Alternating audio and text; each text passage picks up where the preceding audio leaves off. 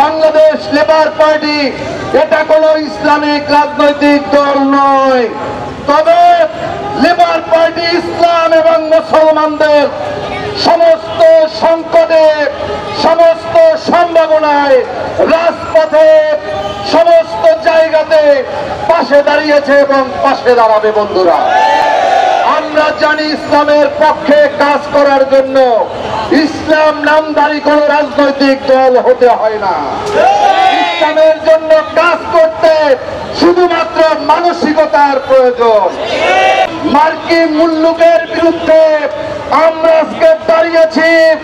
যারা আমাদের প্রথম কিবলা বাইতুল মাকদাসকে দখল করে আছে, তাদের বিরুদ্ধে আজকে আমরা বিক্ষোভে দাঁড়িয়েছি। আমাদের এই সময় একটা কথা পরিষ্কার বলতে চাই, আজকে আমাদের কোন দলের পরিচয় নয়। আমাদের এখান থেকে অনেক দূরে আমাদের গাজা, অনেক দূরে ফিলিস্তিন। আমরা ফিলিস্তিনে বসবাস করছি না, তবে ফিলিস্তিন আমাদের হৃদয়ের ভিতরে বসবাস করছে। আজকে আমাদের সরকারকে একটা কথা বলতে চাই, আজকে ফিলিস্তিনে যাওয়ার জন্য আমাদেরকে ভিসা সহজ করে দিয়ে, আমাদের বিমানে যাওয়ার সুযোগ করে দিন। বাংলাদেশের 18 কোটি মুসলমানদের মধ্যে 10 কোটি মুসলমান যুদ্ধে যেতে প্রস্তুত আছে। আমরা আমাদের বাইতুল মুকাদ্দাস উদ্ধার না করে আমরা ঘরে ফিরব না। সংগ্রামী বন্ধুরা আমার, আপনারা দেখেছেন বিগত পতিত স্বৈরাচার খুনি হাসিনা বিগত 17টি বছর বাংলাদেশ থেকে গণতন্ত্র নির্মূল করেছে। বাংলাদেশ থেকে ভোটের অধিকার, ভাতের অধিকার, গণতন্ত্রকে হরণ করেছে। এই খুনি হাসিনা আমাদের পাসপোর্ট থেকে এক্সেপ্ট ইসরায়েল শব্দটি তুলে দিয়ে ইসরায়েলের সাথে যে সম্পর্ক স্থাপন করেছে, আমরা এই সরকারের কাছে দাবি জানাই, আপনাদেরকে অবিলম্বে আমাদের পাসপোর্টে আবার এক্সেপ্ট ইসরায়েল এটাকে স্থাপন করতে হবে।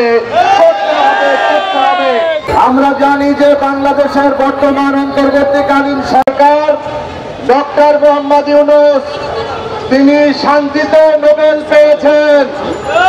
আমরা বাংলাদেশের জনগণ গর্বিত যে বিশ্বে একজন শান্তিতে নোবেল পাওয়া ডক্টর ইউনূসের রাষ্ট্রের একজন অধিবাসী।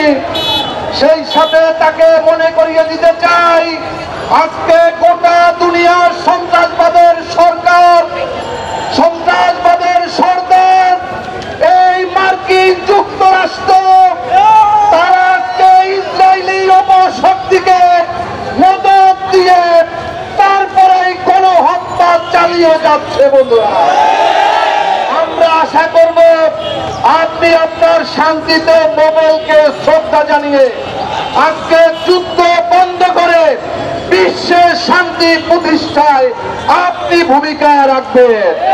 আপনারা যদি মুসলিমের অংশ হন তাহলে বিচ্ছিন্ন করেন, ওদের সাথে আপনারা সম্পর্ক রাখতে পারেন না।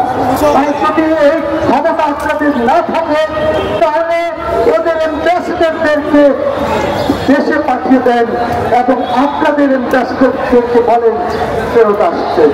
দয়া করে যত OIC দেশ আছে ওদের সকলের ফরেন মিনিস্টারদেরকে ডাকেন বাংলাদেশে, থেকে এই গাজার যে ব্যাপারটা আছে সেটা নিয়ে আলোচনা করেন যে মুসলমানরা কিভাবে এগোবে।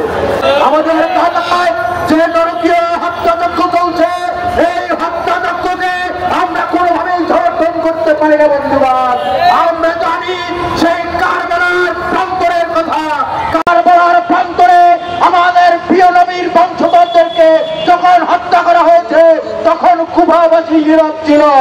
আজকে আমরা দেখছি গাজায় যখন নৃশংস হত্যা হচ্ছে, ঠিক তখন আরব রাষ্ট্রগুলো, মধ্যপ্রাচ্যের রাষ্ট্রগুলো নীরব রয়েছে। আমরা বাংলাদেশের মুসলমানরা কুফাবাসীর মতো, এই আরব রাষ্ট্রের মতো মুনাফিক হতে চাই না। আমরা ইমানদার হতে চাই। আমাদের গাজার ভাইদের পাশে আমরা আছি। আগামী দিনে আমরা গাজার ভাইদেরকে পাশে আমরা সবসময় সবসময় থাকবো। সমগ্র মুসলমান জাতিদেরকে ঐক্যবদ্ধ হওয়ার আহ্বান জানিয়ে